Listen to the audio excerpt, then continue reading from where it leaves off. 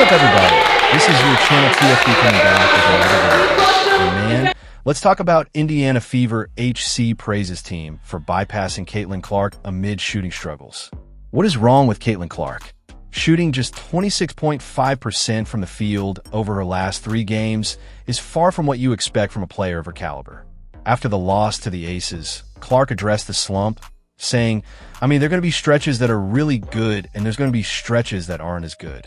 And obviously, it's frustrating. You want them to go in, and even tonight, I felt like there was a few that felt really good off my hand, and it just didn't go down. Unfortunately, those struggles didn't stop there. Her struggles continued against the Seattle Storm as well.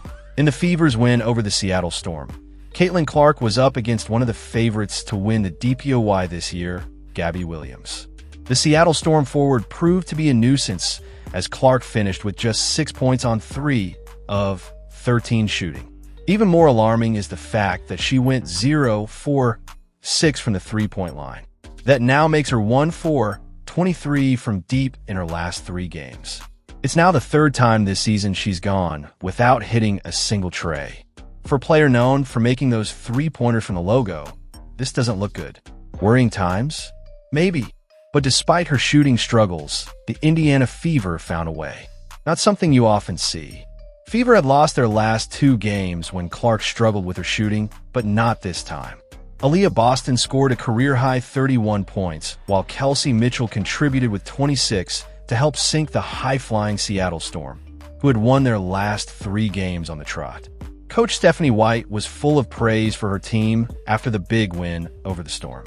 Reflecting on the performance, she said, "We did a really good job of recognizing the hot hand and of recognizing the action that was giving us success and staying with it, going back to it, and finding different ways to manipulate it to get her, Kelsey Mitchell, the ball in position to be successful."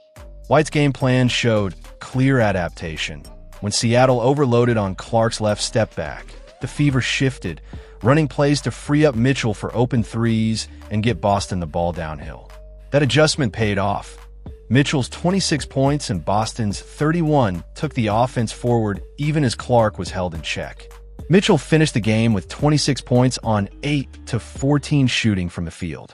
To add to that, she also had 4 rebounds and 4 assists to go with it. But perhaps the most impressive part was the fact that Mitchell, who was shooting close to 32% from beyond the arc this season, managed to go 5-7 from beyond the arc. It was a clear demonstration of how well the Fever spaced the floor and created quality looks for her. And when those opportunities came, she made them count. Even with her shooting woes, Clark still found ways to make a major impact. How, you ask? Let's take a look. Even though Clark shot just 23.1% from the field against the Storm, she found ways to leave her mark on the game. That is what world-class players do. Clark had a game-high 9 assists and made sure her teammates got open looks. Her court vision was on full display, and even WNBA legend Sue Bird recently praised her passing abilities. In fast break points, 17-8. Right, we crushed them in second chance points, 20-11. Okay, all of those things, y'all, all of those things are winning in the margins. Right, winning in the margins. And when it comes down to tough games, when it comes down to gut check games, and this was a gut check back against the wall game for us. But I'm so proud of you guys and the way that you responded. Kels, man,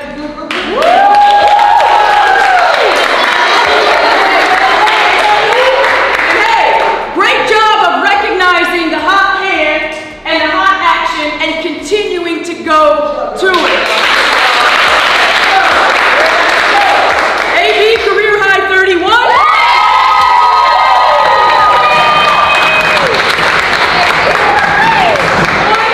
Composure, finishing around the rim, and your 800 career rebound.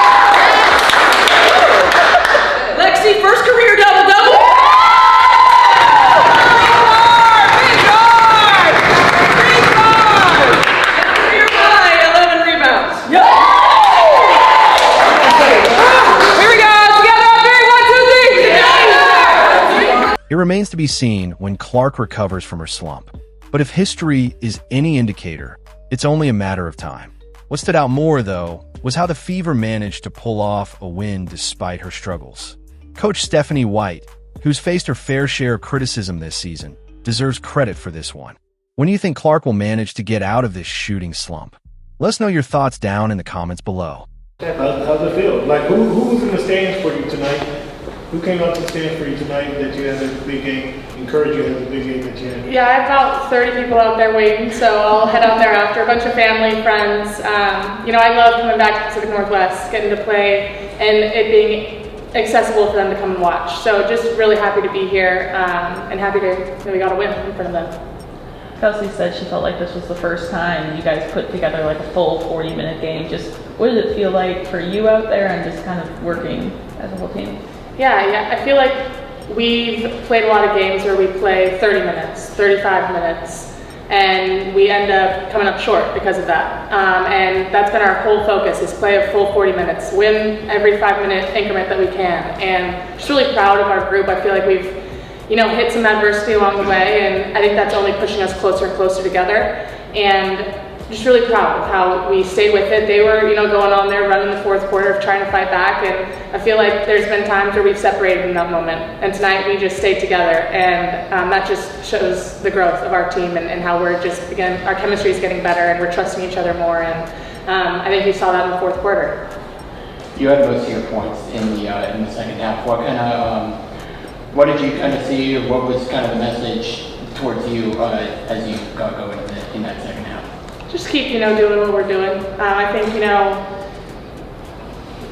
we go on runs, and, certain actions are working better at certain times, and they're doing things differently, and, just being able to knock the open shots that I got. And I think I just got more looks in the second half. So I think that's really all it was. I think we just kept playing and keep playing, we'll keep doing what was working, and I think we're working at times in the second half that we weren't running in the first. So just taking what they're giving us. And when you watch film the next day, are you going to watch for your family's reactions after you score? I'll have to zoom in the crowd, see if I can find them for sure.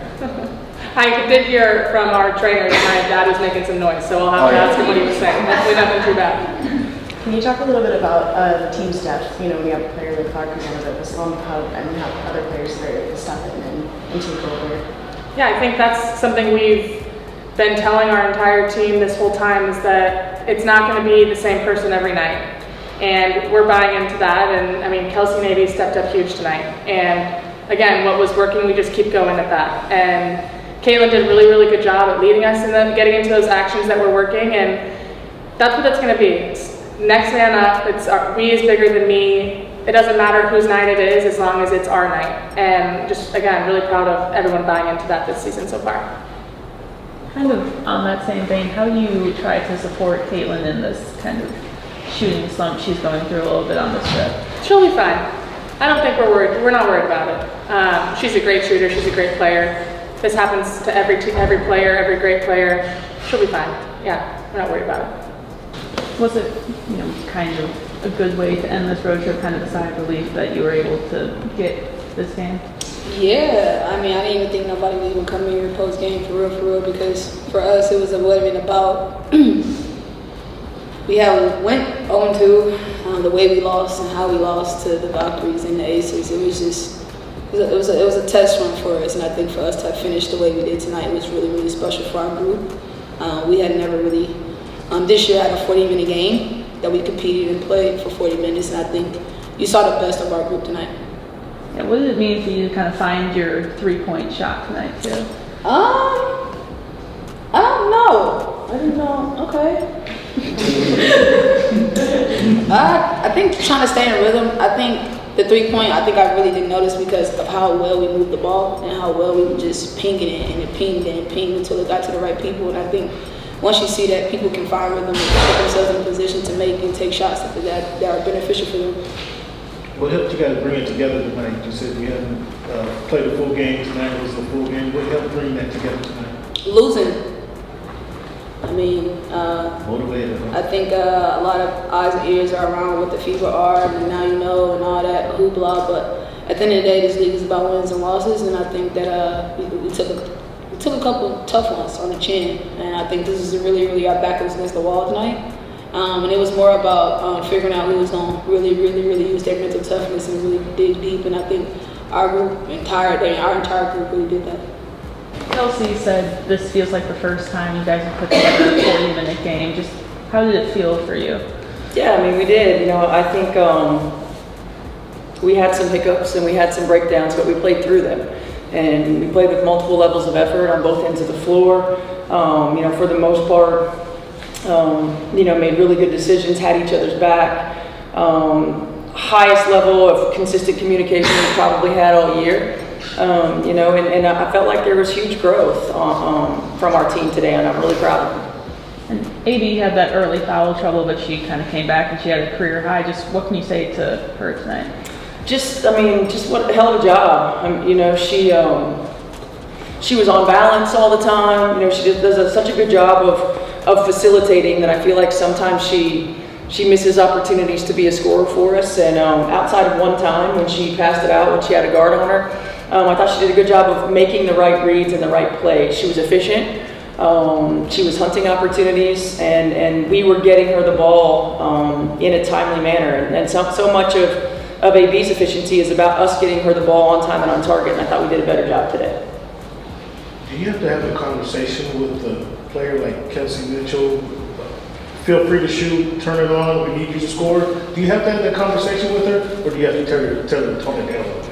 No, I mean, Kelsey just wants to play. Like, you asked her, she's like, I just want to hoop. You know, I thought we did a really good job of recognizing the hot hand and of recognizing the action that was giving us success and staying with it and going back to it and finding different ways to manipulate it to get her the ball in position to be successful. And I thought Kelsey did an outstanding job of being on balance, of recognizing her moments, when to score, when to facilitate, of probing the defense and making the right play. You know, I thought she was just outstanding.